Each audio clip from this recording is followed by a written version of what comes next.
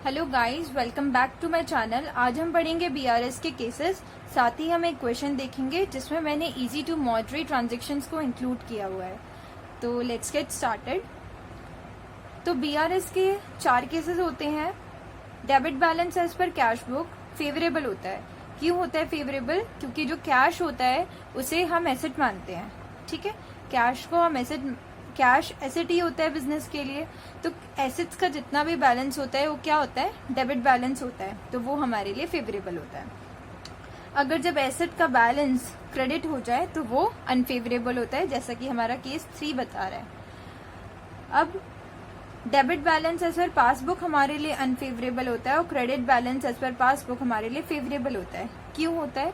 Passbook का जो balance होगा, मान लीजिए 12,000 रुपए बैलेंस है पासबुक में हमारा, तो ये जो बैंक के लिए ये लाइबिलिटी है। बैंक को ये पैसे हमारे वापस करने हैं, या हम जब भी ऑर्डर देंगे बैंक को, बैंक हमारे पैसे वापस देगा। ठीक है, तो ये बैंक के लिए लाइबिलिटी है, इसलिए पासबुक को एज अ लाइबिलिटी ट्रीट किया जाता है। तो ये क्या है? अगर जब भी लाइबिलिटी का जो बैलेंस होगा वो क्रेडिट बैलेंस होगा तो वो फेवरेबल होगा, हमारे फेवर में होगा। और अगर डेबिट होगा तो वो अनफेवरेबल होगा, यानी उस टाइम हमने अपने अकाउंट में जितना बैलेंस है उससे ज्यादा विथड्रॉ करा हुआ है, उससे ज्यादा पैसे निकाले हुए हैं।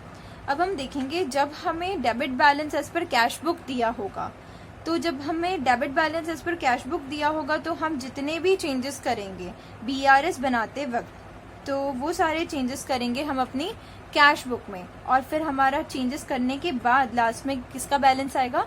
पासबुक का बैलेंस आएगा। और जब हम पासबुक को लेंगे तो हम कैश बुक तक जाएंगे और सारे जितने भी चेंजेस हैं हम पासबुक में करेंगे। सिर्फ और सिर्फ आपको ये ध्यान रखना है कि आप जिस भी बुक को फर्स्ट ले रहे हैं सिर्फ उसी बुक में चेंज करना है। इस केस में only change in cash book और इस केस में only change in passbook. Okay, ठीक है। अब हम अपने क्वेश्चन की तरफ चलते हैं।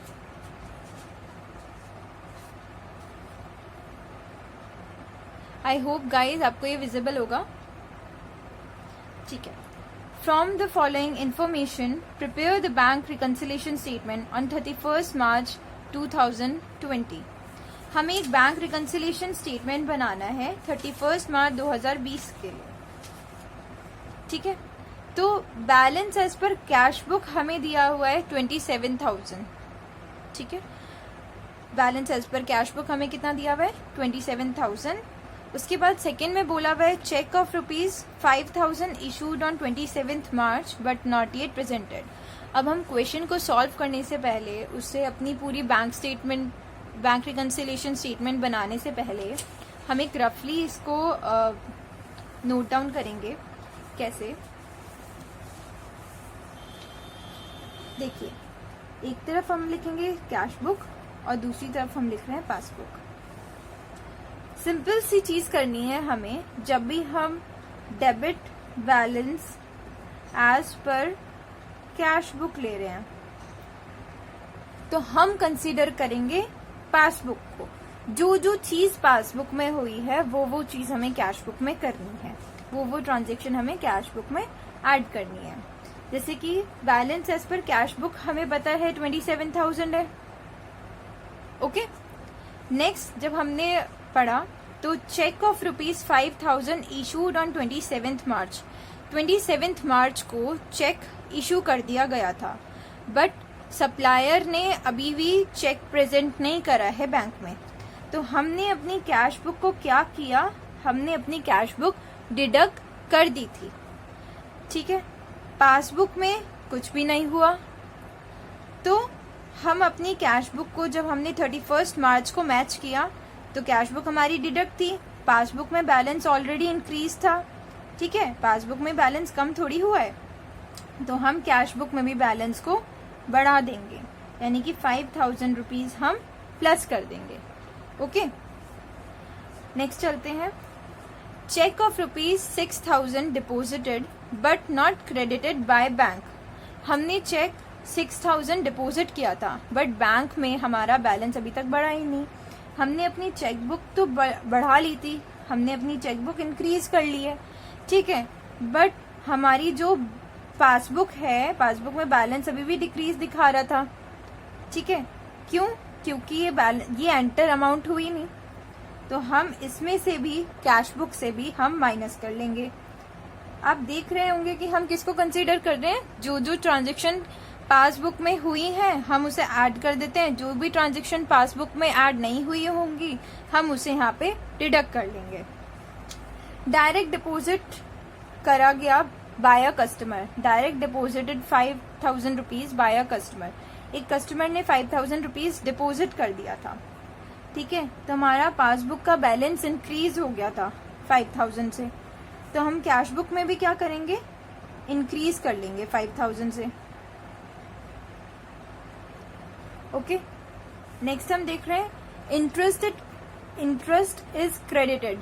इंटरेस्ट हमारे अकाउंट में डाला गया, क्रेडिट किया गया, यानी कि हमारा अकाउंट में प्लस हो गया 200 रुपए से, तो हम अपने अकाउंट को, अपने कैश बुक को भी बढ़ा देंगे 200 रुपए से, ठीक है।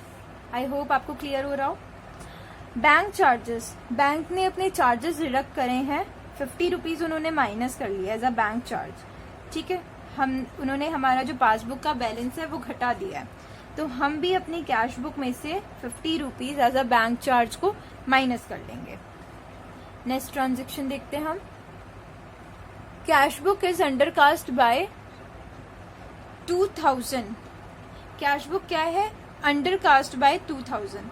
अब ये अंडरकास्ट क्या होता है ये समझिए। तो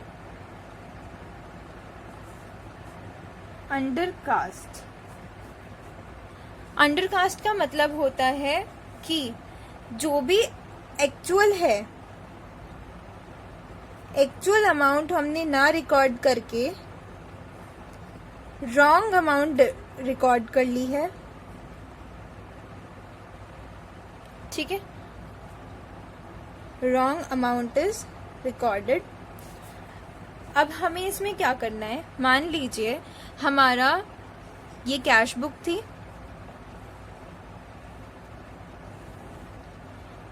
कैश बुक में इन रियलिटी 14,000 रुपीज की पेमेंट गई थी।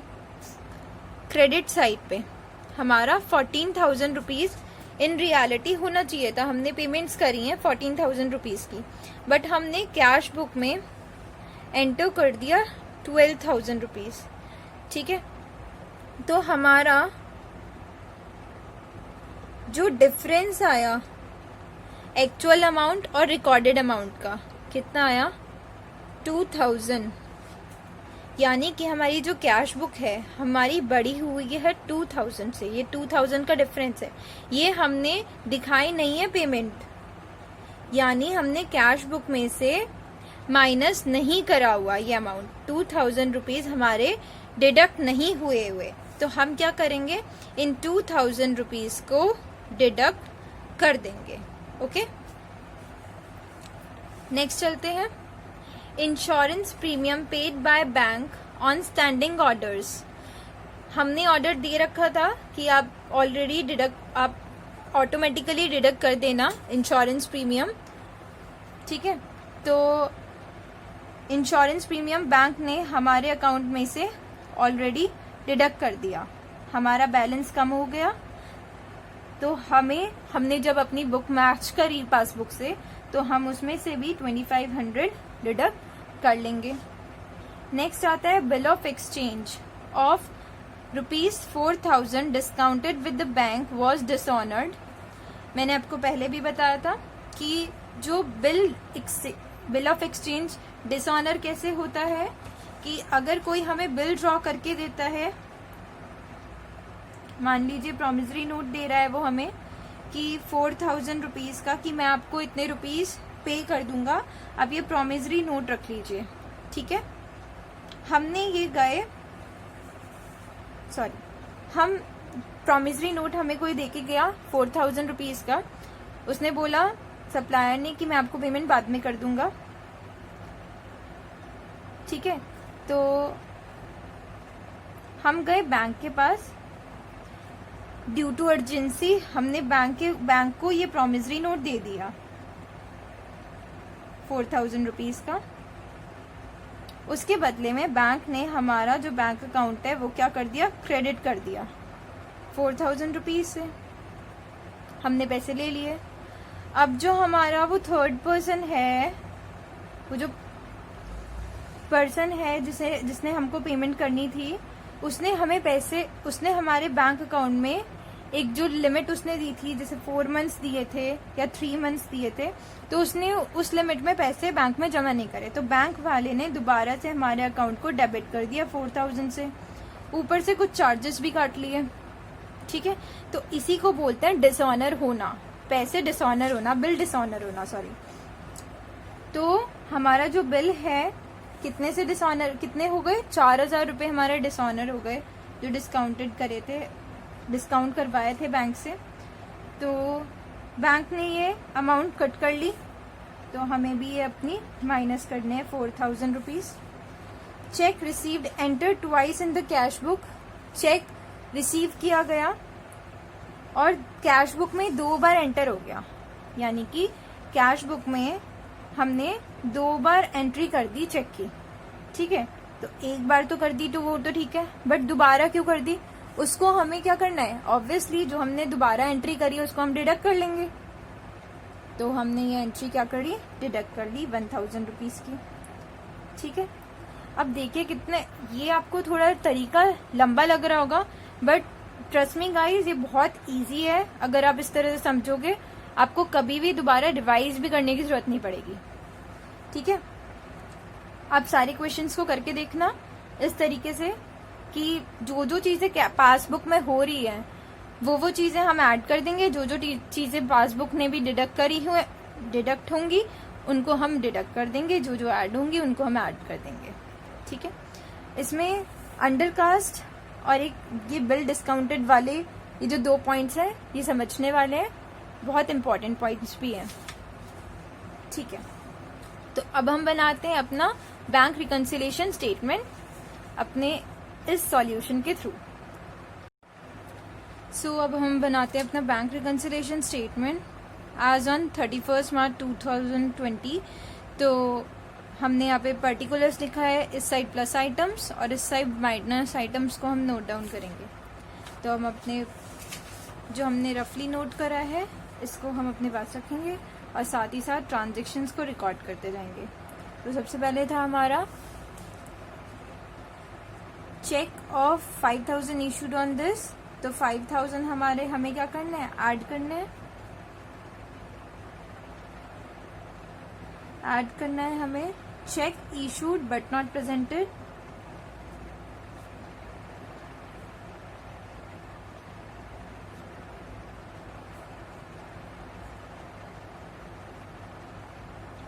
Check issued but not presented 5000।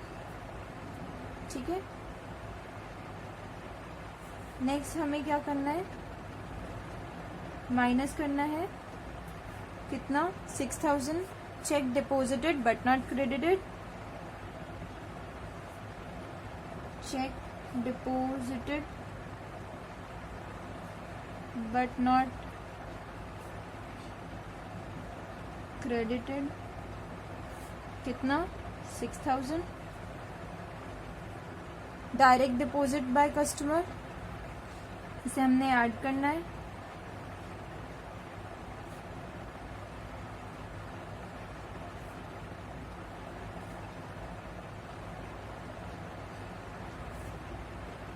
$5000। उसके बाद इंटरेस्ट जो हमें मिला था प्लस इंटरेस्ट कितना, 200 रुपीज, डिडक्ट करेंगे बैंक चार्जेस कितने, 50 रुपीज, यहाँ पर भी डिडक्ट करे हुए हैं। हमें डिडक्ट करना है cash book undercast,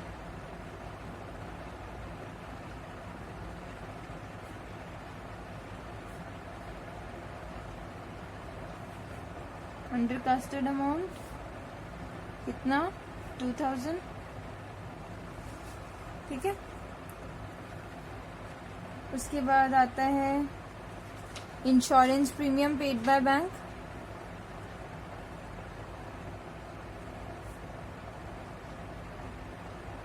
insurance premium 2500 के। फिर डिडक्ट करना है हमें 4000 का बिल डिस्काउंटेड जो डिसऑनर हो गया था।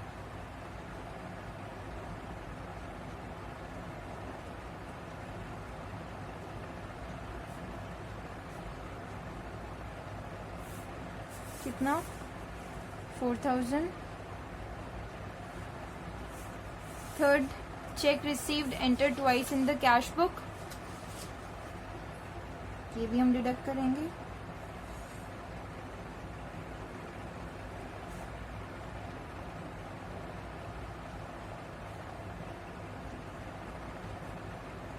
कितना? 1000 रुपीज का। अब हम क्या करेंगे, प्लस आइटम्स का टोटल कर लेंगे और यहाँ पे माइनस आइटम्स का टोटल कर लेंगे।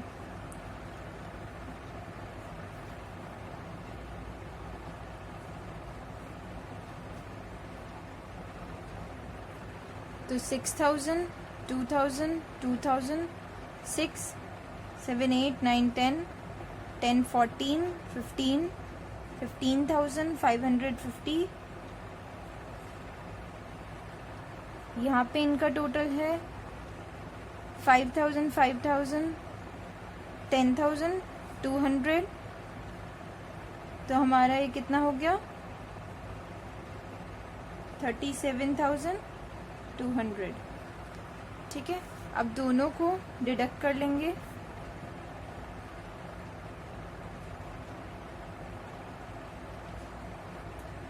तो हमारा टोटल यहाँ पे कितना आ जाएगा? तो हमने 37,200 माइनस करा 15,550। तो हमारा कितना बैलेंस आया? बैलेंस एज पर पासबुक कितना आया हमारा? 21,650। यहाँ पे हमारा ये बैंक रिकन्सिलिएशन स्टेटमेंट पूरा होता है। Thank you.